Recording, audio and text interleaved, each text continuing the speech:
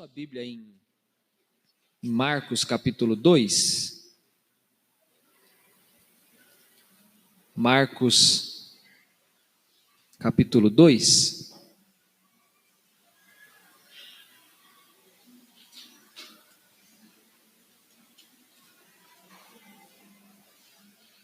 Dois, 23.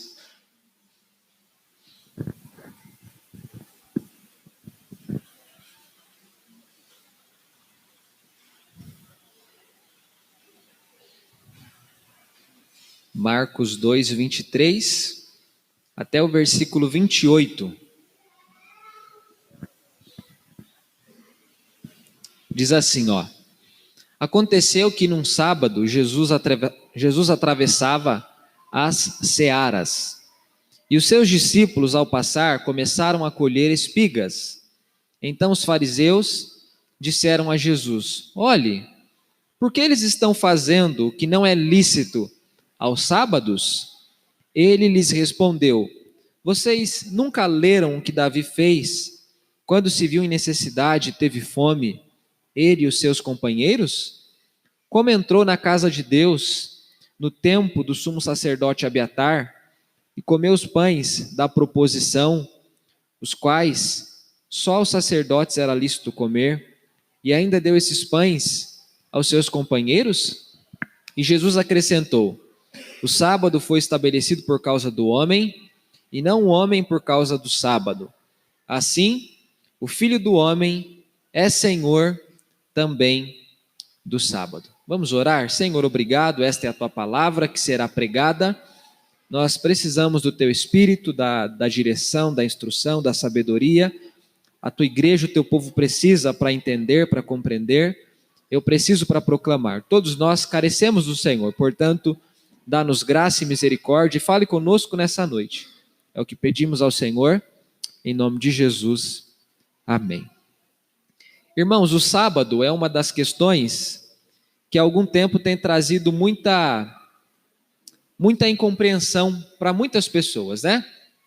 Nós temos denominações sabatistas que observam de forma rigorosa o quarto mandamento, que é o mandamento do sábado. E no meio cristão, no meio evangélico, isso tem se tornado, de certo modo, uma coisa assim até incômoda, né? Algumas igrejas têm essa postura, as demais que não compreendem assim se sentem incomodadas, e enfim, então fica esse dilema, né? Que já dura aí algum tempo. Esse texto fala um pouco do sábado, e ele fala do sábado a partir da perspectiva de Jesus. O Antigo Testamento fala do sábado, fala do quarto mandamento sobre a observância do sábado. O texto de Gênesis diz que, depois de ter criado todas as coisas, Deus descansou no sétimo dia, que é o sábado. Então, nós temos todas essas histórias e todas essas realidades bíblicas girando em torno do sábado, do sétimo dia. Vale dizer que, na era cristã, por toda a história da igreja, o dia santo não é mais tido como o dia do sábado, mas sim como o dia do domingo. Essa é a opinião que tem prevalecido por séculos e por milênios, na verdade, né? Domingo é o dia da ressurreição, domingo é o dia em que os crentes se reuniam e participavam da ceia do Senhor. Quando João escreve Apocalipse, ele se encontra no dia do Senhor. Então nós temos várias referências no Novo Testamento falando sobre o dia do Senhor, que para o judeu no Antigo Testamento era o sábado, mas para o povo de Deus, que se expande para além do grupo judaico, né? O povo de Deus tem gentios, tem judeus também. Agora se torna então o domingo, que é o dia do Senhor, sendo então um primeiro dia e não mais o sétimo dia. Só que no Novo Testamento esse assunto já não tem a proporção que ele vinha tendo no Antigo Testamento. As coisas foram tomando novos significados. E por que o crente então não guarda o sábado? Porque nós entendemos que o sábado se cumpriu plenamente em Cristo Jesus. O sábado tem uma função escatológica. O sábado era o dia do descanso e o dia da consagração. O Evangelho nos ensina que quando nós estivermos com Deus nos céus, nós teremos um eterno descanso e nós teremos um eterno tempo de comunhão e de consagração a Deus. Então o sábado ele aponta para o futuro, para aquelas coisas que ainda não aconteceram. Então não se faz mais necessário guardar o sábado, assim como não se faz mais necessário levar animais para serem sacrificados para que o nosso pecado possa de algum modo ser expiado. Da mesma forma como toda a lei cerimonial do Antigo Testamento, que é o sacrifício e várias outras leis, elas tiveram fim em Cristo, a observância e a guarda do sábado também tem o seu fim em Cristo enquanto cerimônia, enquanto rito, mas o princípio moral permanece. Qual que é o princípio moral do sábado? O princípio moral do sábado é que nós precisamos dedicar a nossa vida a Deus e que nós precisamos de descanso. O princípio prevalece. A dedicação da vida a Deus, a dedicação da semana, do dia, das horas a Deus, tudo isso permanece. Nada disso passou, nada disso cessou. Mas já não tem mais aquele caráter tão fixo como tinha para os judeus do Antigo Testamento e também para os judeus do Novo Testamento, que é esse texto que nós acabamos de ler aqui. O capítulo 2 de Marcos é um capítulo onde o tempo todo Jesus está sendo questionado pelos religiosos. Se você parar para ler o capítulo 2, você vai perceber que em todas as histórias que aqui são registradas, o tempo todo Jesus está tendo que se deparar com as questões, com as perguntas, com as dúvidas, com as inquietações dos fariseus, dos escribas e dos religiosos da época. Esse grupo de pessoas sempre encontrava em Jesus alguma coisa que lhes deixava indignados. Eles ficavam incomodados, eles ficavam confusos, eles ficavam indignados com Cristo, discordando de ações, de posturas, de palavras que Cristo dizia. Então essa história que nós lemos aqui no capítulo 2, do versículo 23 ao versículo 28, é mais uma dessas histórias que mostram o quanto Jesus não foi bem recepcionado, não foi bem recebido, exatamente por aqueles que se diziam ser os cristãos da época, aqueles que aguardavam a vinda de Jesus. Eu quero ver com vocês aqui um pouquinho mais detalhadamente o que esse texto apresenta para nós. Primeiro, ele mostra para nós uma situação. A situação está no versículo 23, diz assim, aconteceu que num sábado, Jesus atravessava as searas e os seus discípulos, ao passar, começaram a colher espigas. Essa é a situação. Aqui Marcos faz um resumo do que aconteceu e do que esse acontecimento produziu. Era sábado, 7º dia, dia de descanso, dia em que o judeu não trabalhava, dia em que o judeu comia com aquilo que ele havia guardado da sexta-feira. Quando chegava o 6º dia, ele ajuntava alimento para que durasse no 7º dia, para que ele só voltasse ao trabalho no 8º dia. Então era um dia de descanso, um dia consagrado a Deus. E os judeus fariseus, eles fizeram disso um jugo, de modo que tinha lá uma quantia X de metros que a pessoa podia caminhar por sábado. Ela não podia exceder uma quantia X, porque senão ela estaria pecando contra Deus, desobedecendo uma ordem, um mandamento de Deus. O dia começava na sexta-feira no pôr do sol e findava no sábado no pôr do sol. Esse é o dia do judeu. Então, quando dava sexta-feira, 6 da tarde, por exemplo, ele já entrava num modo offline, né? Ele já ficava no stand-by, ele já não podia mais fazer esforço, já não podia mais fazer aquilo que ele fazia nos demais dias da semana. Isso duraria então 24 horas e depois do pôr do sol no sábado, então a rotina, a vida voltava ao seu normal. É um dia desse aqui. Jesus está com seus discípulos, com os apóstolos. Nós sabemos que por 3 anos e meio, Jesus andou com esses homens por todas as regiões de Israel, levando a palavra, levando o evangelho, curando os enfermos, ressuscitando os mortos, oferecendo libertação aos presos, aos possessos por Satanás. Por 3 anos e meio ele cumpre a sua missão, até que chegou o tempo da sua crucificação, da sua morte e da sua ressurreição. É um dia de sábado.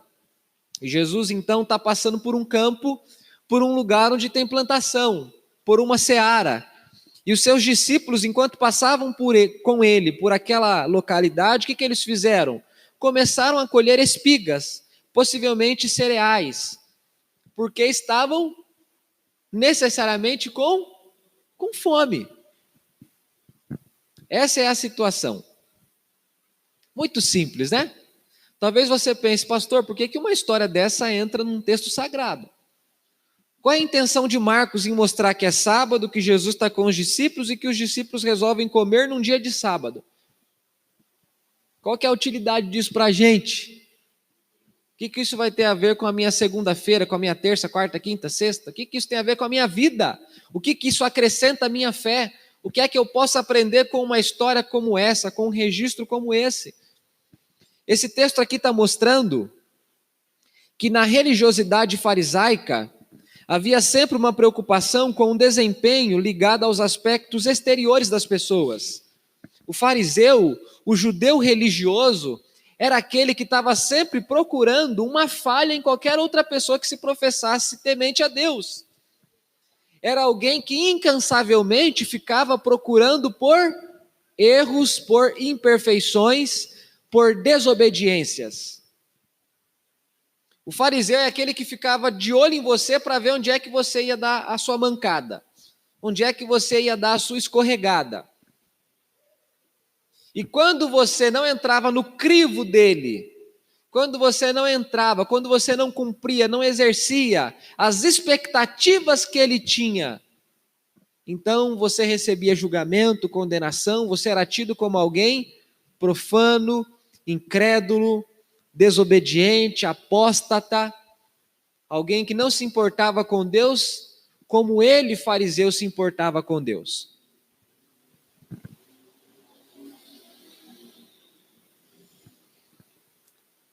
Eles não pensaram que os discípulos poderiam estar com fome.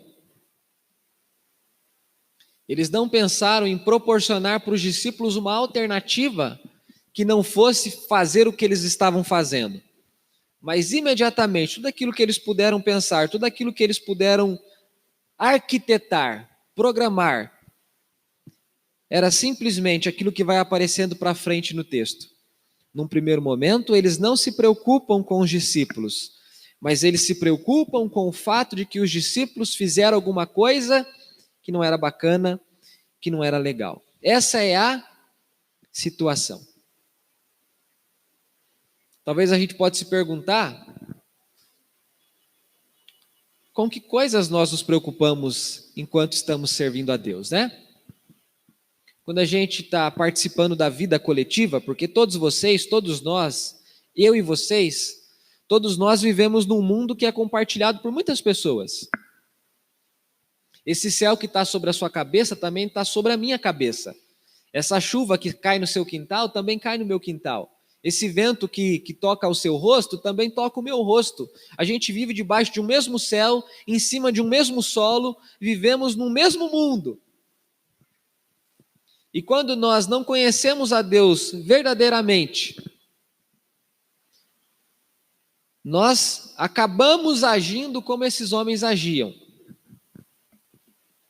Nós acabamos procurando nas situações diárias, cotidianas, que acontecem de forma comum e costumeira com as pessoas, e a gente fica procurando nelas uma oportunidade de enxergar o erro dos outros, o pecado dos outros, a imperfeição dos outros, aquilo que os outros deixaram de fazer, aquilo que os outros não fizeram.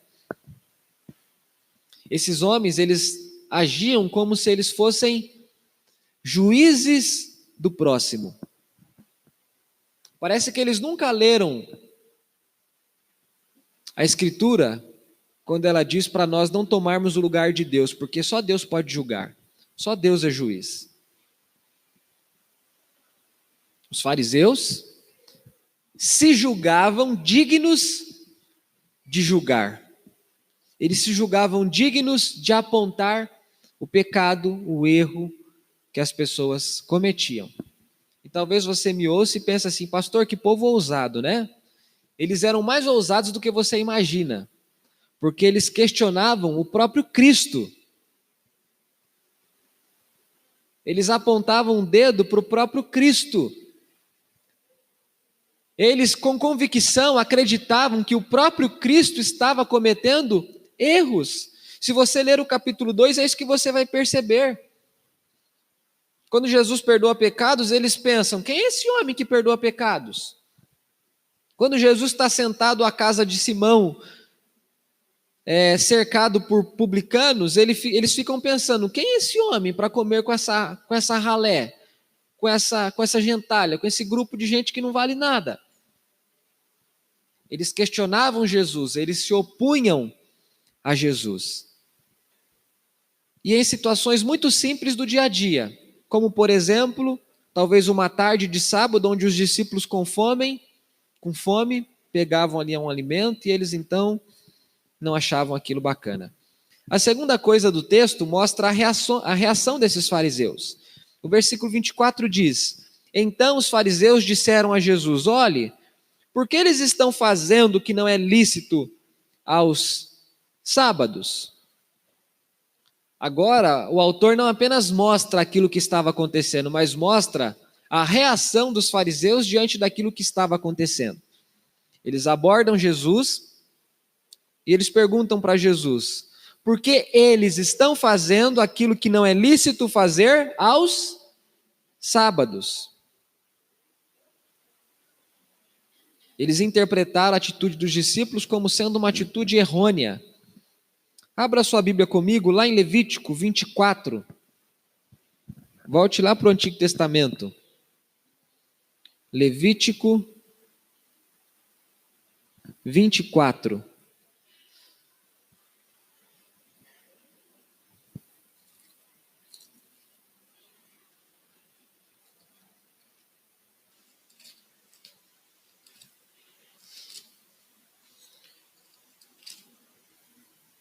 Levítico 24, do versículo 5 ao versículo 9. Olha o que diz o texto. São instruções que Deus deu a Moisés para que Moisés desse aos sacerdotes e ao povo. Versículo 1 diz, o Senhor disse a Moisés, agora versículo 5, pegue da melhor farinha e dela faça 12 pães, cada um deles com 2 quilos, e coloque-os em 2 fileiras, 6 em cada fileira sobre a mesa de ouro puro, diante do Senhor. Sobre cada fileira, coloque incenso puro, que será para o pão como porção memorial. É oferta queimada ao Senhor. Em cada sábado, Arão os porá em ordem diante do Senhor, continuamente, da parte dos filhos de Israel, por aliança perpétua. Esses pães serão de Arão e de seus filhos, os quais os comerão num lugar santo, porque são coisas santíssimas para eles, das ofertas queimadas ao Senhor, como estatuto perpétuo. Os fariseus conheciam muito bem esse texto. Esses aqui são os pães da proposição. Eram pães que deveriam ser comidos pelo sacerdote e deveriam ser comidos num local específico, um lugar santo. Essas leis, elas deveriam ser obedecidas rigorosamente pelos sacerdotes e pelo povo de Deus. Quando o povo desobedecia essas leis, eles colhiam consequências severas. Por exemplo, os filhos de Arão, Nadab e Abiú, quando trouxeram fogo estranho à presença do Senhor, morreram instantaneamente. Uzá, quando tocou na arca, percebendo que a arca estava caindo, na mesma hora ele morreu. Por quê? Porque tanto Nadab e Abiú quanto Uzá haviam desobedecido instruções que Deus havia deixado muito claro para sacerdotes, para levitas e para o povo dele. E uma das instruções dizia que esses pães da proposição, eles não poderiam ser comidos por qualquer pessoa, mas apenas pelos sacerdotes. Então, os fariseus estão agora questionando a Jesus, porque os discípulos de Jesus comeram no dia de sábado. E talvez você pergunte, pastor, o que tem a ver esses pães com essa história? Jesus explica isso um pouquinho à frente. Jesus vai responder esses homens, e ele vai recorrer então a um episódio do Antigo Testamento, e vai mostrar o que é que está acontecendo. Esses homens estavam assim porque eles entendiam que o dia de sábado não poderia ser um dia negligenciado. Os fariseus tinham zelo pela lei, mas era um zelo legalista. Eles não tinham zelo pela lei porque eles amavam a Deus.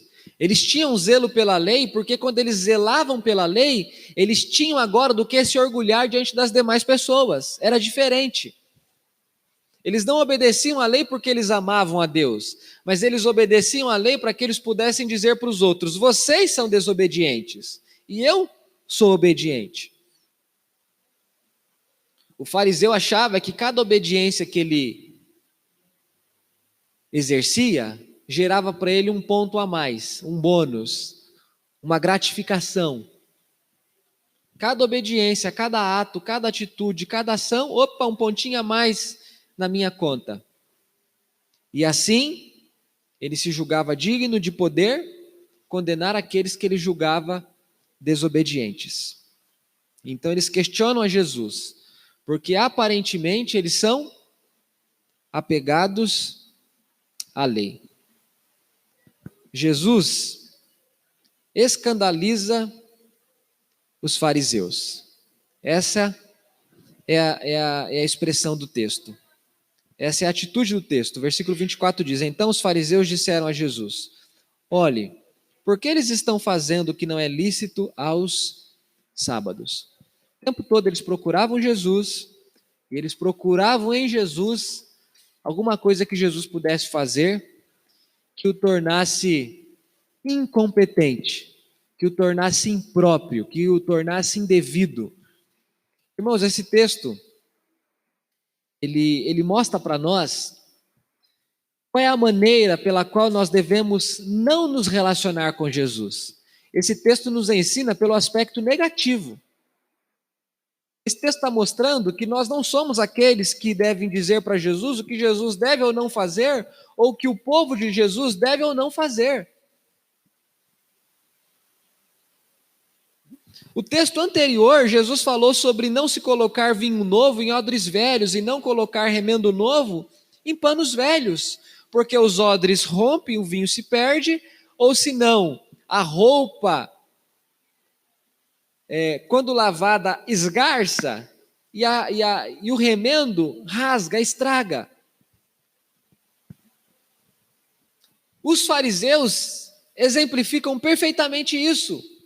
Jesus veio cumprindo as promessas do Antigo Testamento, realizando aquilo que precisaria realizar, mas os fariseus não encontraram em Jesus, não notaram em Jesus, não perceberam em Jesus quem de fato Jesus era. O evangelista Marcos está mostrando que Jesus não é reconhecido como Messias, como Senhor, como Filho de Deus, nem mesmo por aqueles que se julgam crentes daquela época. Ele está escrevendo esse evangelho para dar testemunho, para que as pessoas pudessem crer, para que elas pudessem se render a Jesus, para que elas pudessem reconhecer que Jesus era tudo aquilo que a Escritura havia dito que ele seria. Mas quando Jesus vem sendo tudo aquilo que a Escritura dizia que ele era, os fariseus olham para ele e não reconhecem que ele é aquilo que a Escritura havia dito que ele seria. Havia ali uma incompreensão, havia ali um não reconhecimento. Sabe quando você conhece a fama de alguém antes mesmo de conhecer a pessoa? Ou quando você faz ideia de que a pessoa seja de tal jeito, e de repente você conhece a pessoa, e ela não é o que a fama dela diz que é, ou ela não é aquilo que você achou que ela fosse? Você já conheceu alguém assim? Que você achou que ele fosse maior do que ele era na verdade? Ou menor do que ele era na verdade? Estou usando aspectos físicos aqui para ajudar você a entender o que eu quero dizer. Quando a pessoa não se encaixa naquilo que você esperava que ele fosse, é exatamente isso que acontece com Jesus e os fariseus. Jesus não foi para os fariseus aquilo que eles esperavam que ele fosse, aquilo que eles aguardavam que ele pudesse ser. Ele anda com pecadores, ele diz que perdoa pecados, os discípulos dele comem no dia de sábado, quebram um mandamento. Essa é a reação dos fariseus. No Evangelho, aqueles que são alcançados por Jesus, eles sentem gratidão por Jesus. Na religiosidade, aqueles que se deparam com Jesus, ficam assustados com Jesus, ficam escandalizados com Jesus, ficam decepcionados com Jesus. A pergunta que eu faço para você é: de que lado é que você está? Você está no Evangelho ou você está na religiosidade?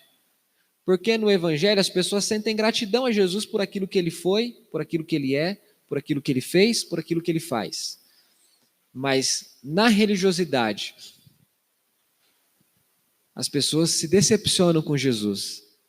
Elas olham para Jesus e Jesus não é para elas aquilo que elas esperavam que ele fosse.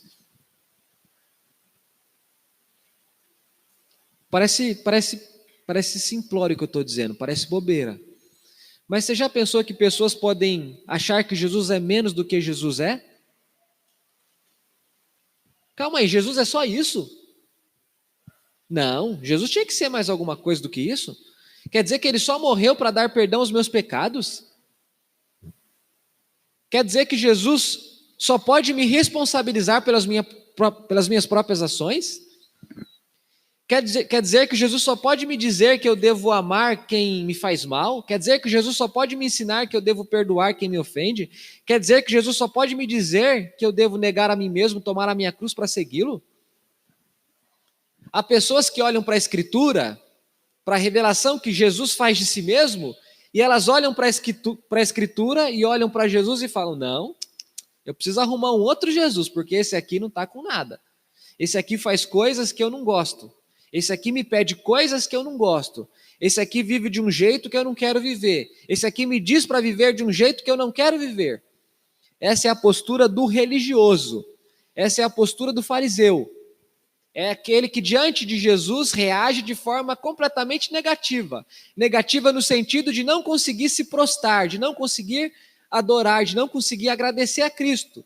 Mas fica num outro lugar, num outro espaço. Ele olha para Jesus e diz: você não pode ser quem eu esperava, você não pode ser quem eu esperava, você não faz aquilo que eu quero. A pergunta que eu faço para você é: com qual Jesus você tem ficado? Com aquele que é o Filho de Deus, que viveu, que morreu, que ressuscitou ao terceiro dia, que está muito próximo de voltar para buscar o seu povo?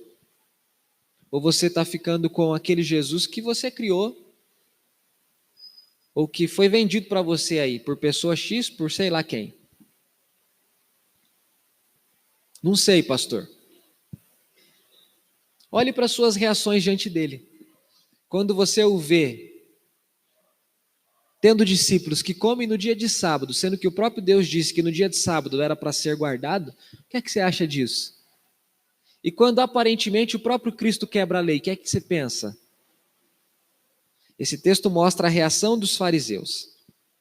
E por fim, ele mostra a resposta de Jesus. Jesus simplesmente diz para eles assim, ó: eu lembro de uma vez ter dito para vocês que Jesus gostava de responder perguntas fazendo outras perguntas. Esse texto mostra exatamente isso. Olha o que diz o versículo 25. Ele lhes respondeu: vocês nunca leram o que Davi fez quando se viu em necessidade e teve fome, ele e seus companheiros? Como ele entrou na casa de Deus no tempo do sumo sacerdote Abiatar e comeu os pães da proposição, os quais só os sacerdotes era lícito comer, e ainda deu esses pães aos seus companheiros?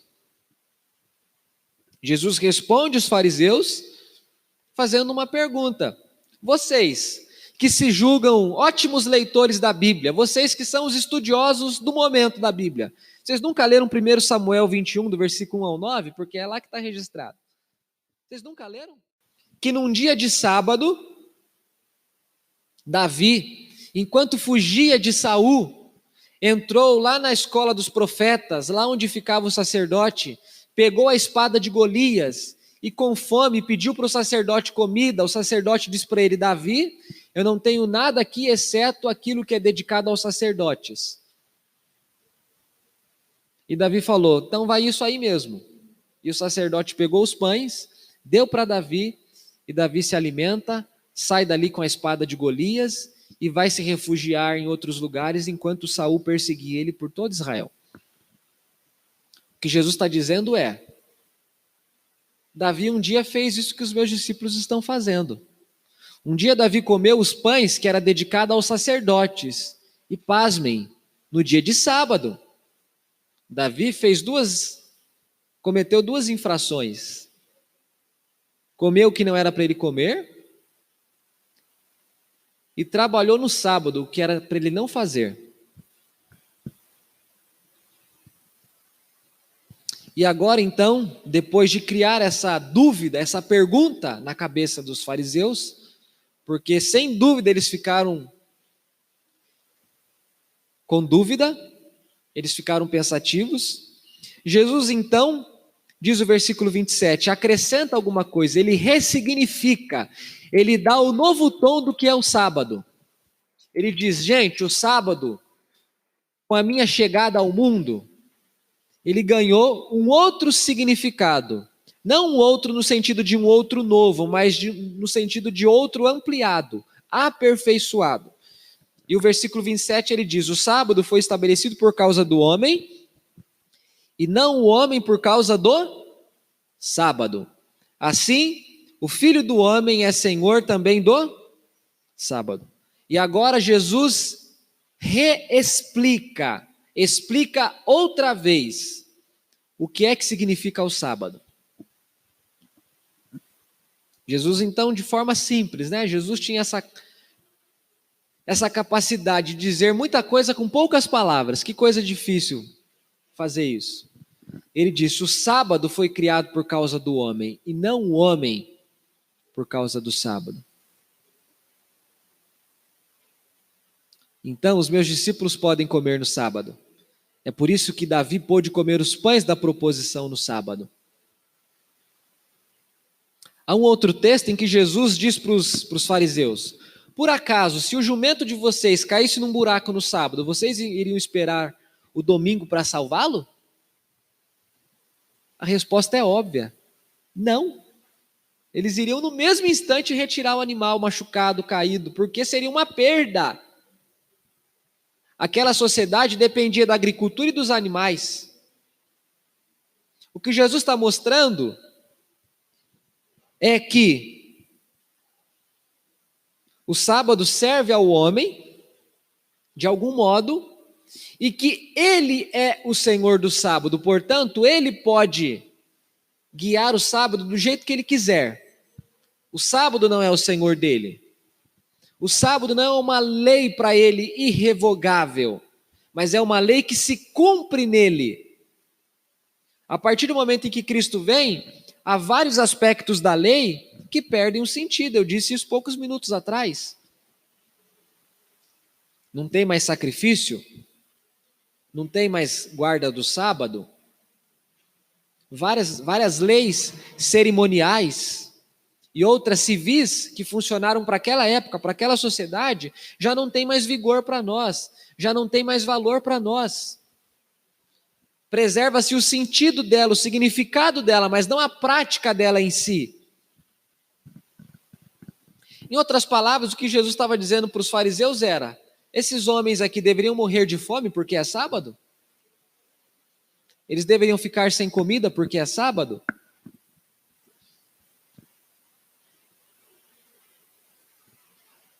Isso foi extremamente chocante para os fariseus, irmãos. A partir do capítulo 3, o versículo 6 diz que os fariseus juntamente com os herodianos, começaram a conspirar uma maneira para matar Jesus. A atitude de Jesus foi tão extrema para os fariseus que a partir daí, depois de uma outra cura que ele realiza no capítulo 3, os fariseus estão pagando mais para quem entregar Jesus. Eles estão querendo matar Jesus. A resposta de Jesus é uma resposta que mostra a sua grandeza, o seu valor, o seu senhorio, a sua soberania.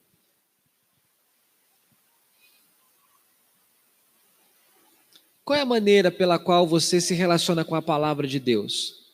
Com a lei de Deus, por exemplo?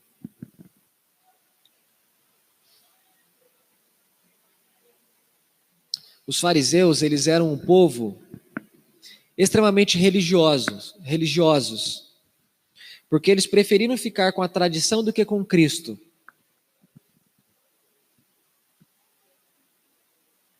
A coisa mais essencial que nós temos, irmãos, é a pessoa de Cristo. Não são os dogmas, parece estranho o que eu estou dizendo, não são as doutrinas. A coisa mais essencial que nós temos é Cristo. Sem Cristo, as doutrinas e os dogmas não têm valor. Perdem o seu espaço, perdem o seu lugar. Jesus não é uma teoria, Jesus não é um dogma, Jesus não é uma doutrina. Jesus é uma pessoa. É uma pessoa, e porque é uma pessoa, nós devemos nos relacionar com Ele. E a parte mais importante é Ele. A Escritura fala dele, a Escritura exala quem Ele é. Ele veio para dar o sentido verdadeiro da Escritura. Ele veio para mostrar que aquilo que na Escritura é belo porque de algum modo mostrava o caráter dele. Aquilo que na Escritura encanta os nossos olhos porque de algum modo era um vislumbre pequeno daquilo que haveria abundantemente nele.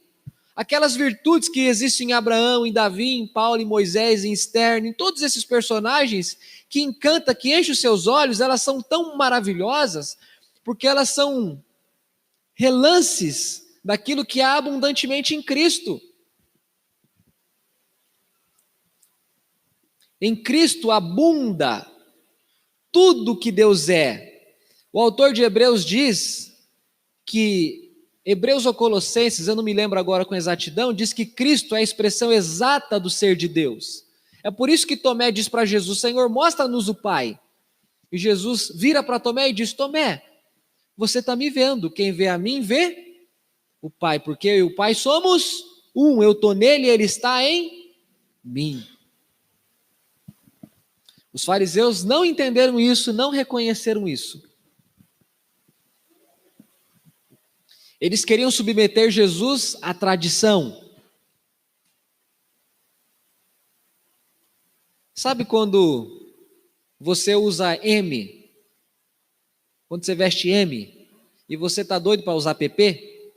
E você não cabe na roupa PP? E você fala, eu tenho que entrar nessa roupa. Mas não dá, não cabe. Compra M. Para de querer usar PP se você usa M. Sabe, Jesus não cabia naquilo que os fariseus queriam que ele coubesse. Não dava.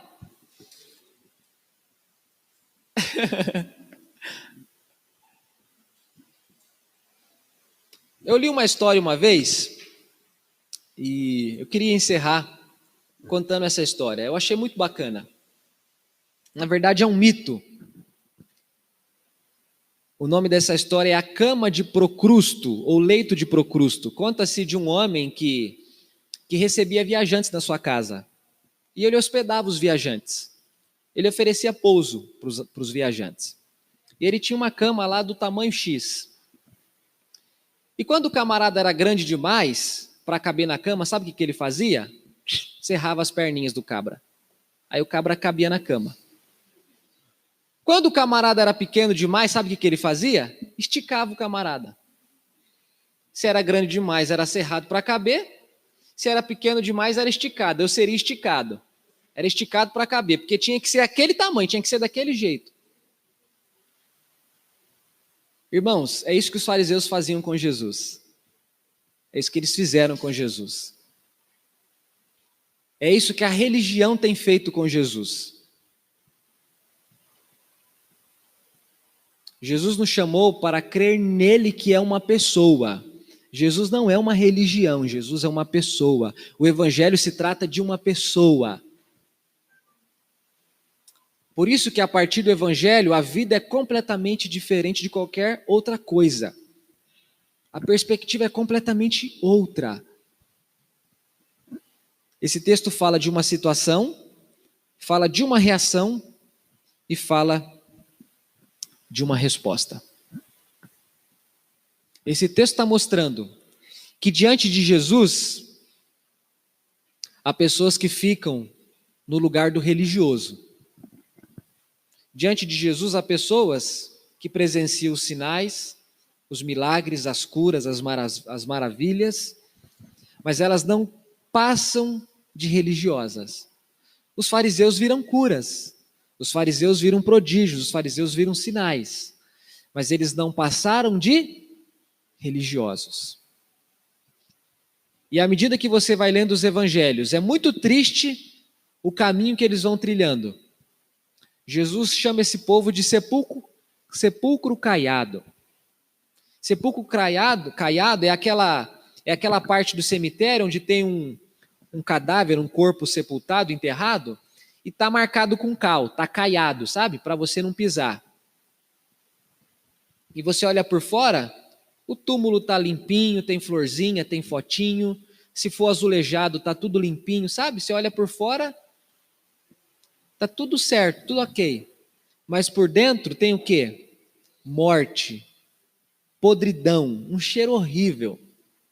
Porque é isso que a gente morre e poucas horas depois o nosso corpo fede. A gente começa a apodrecer e perder aquilo que a gente tinha, que encantava as pessoas, que é a vida. Jesus disse que os fariseus eram assim, por fora, bonitos, organizados, arrumadinhos, tudo certinho, mas por dentro, sem vida espiritual. Esse texto é um alerta para nós, para que nós saiamos rapidamente, se por acaso nós estamos no lugar do religioso. Esse texto é um convite para nós abandonarmos esse lugar onde a gente fica questionando aquilo que Jesus faz, onde a gente fica julgando aquilo que Jesus faz, onde a gente fica escandalizado com aquilo que Jesus faz. Esse texto nos convida a vir para o lugar de servo, a vir para o lugar do discípulo, a vir para o lugar do filho, daquele que se encanta com Deus, que é cheio de pecado, que é cheio de erro, que é cheio de imperfeição, mas que é filho, que é servo, que é discípulo e que não é religioso. Amém? Feche os seus olhos, curva a sua cabeça, vamos orar. Faça a sua oração ao Senhor, expresse a Deus aquilo que há no seu coração.